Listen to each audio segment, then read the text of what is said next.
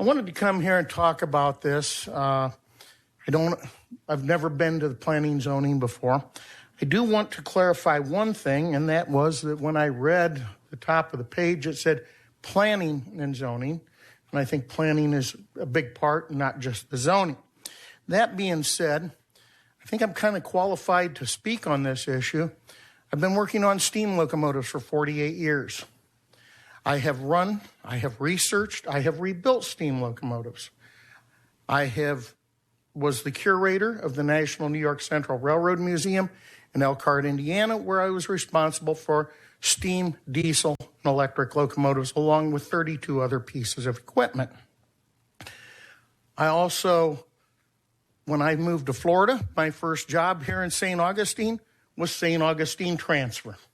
I can remember coming in at night on the carriages and being told, when we come in, be quiet, don't disturb the neighbors. We were always careful to try to keep things in order there. I worked for 10 years in the carriage industry and did retire from it back in 2020. Which brings me one other thing is, it was stated in here that Ripe and Ready shut down due to COVID.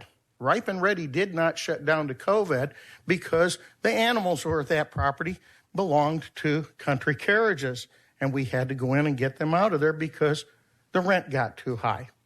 I heard the comment about carriages were stored in there until recently.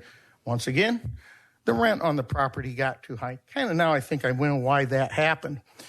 The steam locomotive in question, it is original. It is authentic.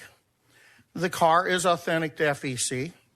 The car, I have personally seen both of these pieces of equipment, and the car is definitely in much worse shape than the one that was shown in the picture.